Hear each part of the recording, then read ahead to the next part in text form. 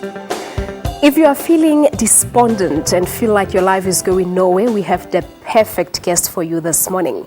Memoirs of Relentless Pursuit is an autobiography written by Dr. Jongi Klaas, who went from a shepherd to obtaining a PhD at Cambridge University in the United Kingdom, and now he's working at AU. Dr. Klaas is on a book tour to South Africa until the 21st of May. He's currently in Cape Town, and he joins us from our Sea Point studios in the Western Cape. Dr. Klaas, good morning to you and welcome to Morning Live. Good morning, Palisa. I greet all on the Morning Live. Thank you very much indeed for your time, Dr. Klaas. Now, how does one go from being a shepherd from the Eastern Cape and obtaining a PhD? I think for me, it was about the sense of ingrained hope in a hopeless situation. I had a sense that despite the fact that I started schooling at the age 11, but there was a deep-seated hope within me that one day an opportunity will come. Once that opportunity comes, I was determined to use it to the best of my ability. So I hear you started school at 11, but that hope usually comes when there is light at the end of the tunnel. Did you ever think that indeed there will be light at the end of the tunnel?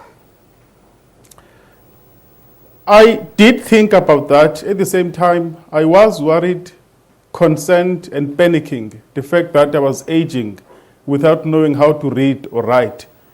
I knew that things could have gone the either way. I could have remained in the farm forever. But also, I was determined that once an opening comes in my life, I will use it. Yeah, this shows that it's never too late. Now, why write an autobiography, biography, Dr. Klaas, at this age? I wrote it because I realized that despite my challenging circumstances, I remained a positive person. I still have a very strong sense of giving back to the society. So I said to myself, despite the fact that I started schooling at age 11, my parents divorced when I was 13 years old.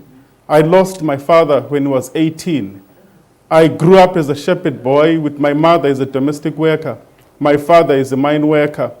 Then I left Stutterham and grew up in a foreign place in Kaiskamawuk, where I spent 10 years of my life and then went to Fort Hare. So I came to a realization that despite such very difficult upbringings, the interesting thing about my life was that I was still very positive, very willing to give to society.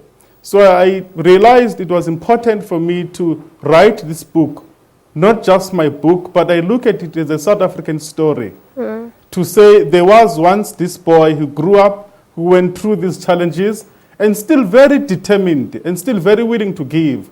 Because what I notice in most cases of people who went through hardships, they become resentful, they become bitter, they end up on what I call the discourse of lamentations, always complaining about the society, complaining about the uncles and everybody, I'm like this because of this. But in my case, what was interesting was that despite all that, I was still very positive, very willing to give to the very same society that rejected me, the very society that undermined me, concluded that I was not going to go anywhere because of my socio-economic background. And I believe this is not just a South African story, Dr. Klaas. It's an inspirational one as well. I think it is an inspirational one. If you look at, you go to my website, jongiklaas.com, you'd see the reviews I got from the readers in the US, the readers in UK, who are all saying it was a question of choice that this book revolves around. And also the question of the mentors I met in my life. For example, I remember when I was at Fort Hare, I met Professor Mzamane, who had his first degree in Southern Africa. He taught in the United States. He got his PhD at the University of Sheffield in UK. At that time, I was still an undergraduate. And I said to myself, I want to be like this man in future. And it happened exactly like that, where I got my degree here, master's degree in America, and the PhD at the University of Cambridge. So I think in my life, therefore, it was a question of going through the hardships, having the sense of ingrained hope, and then meeting the mentors in my life who encouraged me and who believed in me. I believe many people watching this interview can relate to what you've gone through in your life, Dr. Klaas. But what are you hoping to achieve specifically with this book tour? I think with this book tour, what I really want to achieve is to say to the young South Africans, to the young people in our beloved continent, to the young people all over the world, there's a line I like in this book to say, in line with Nelson Mandela's motto, "It is in your hands." The memo exemplifies that despite the challenging circumstances, one remained focused to the possibilities of a better future. The message that I really want to articulate to the young people is that despite the challenging circumstances that they may be going through, it's very important that they must remain positive to the possibilities of a better world. Sure. Now, where can one get hold of this book?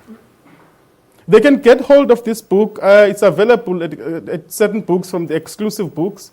It's available from the Porcupine Press, Amazon.com. There are also a lot of entities on inline where you can get e-book as well. And you are currently in Cape Town. Which other places will you also be touring? I'm currently in Cape Town now. Then on Friday, I'll be talking in East London, addressing the students at the University of Fort Hare.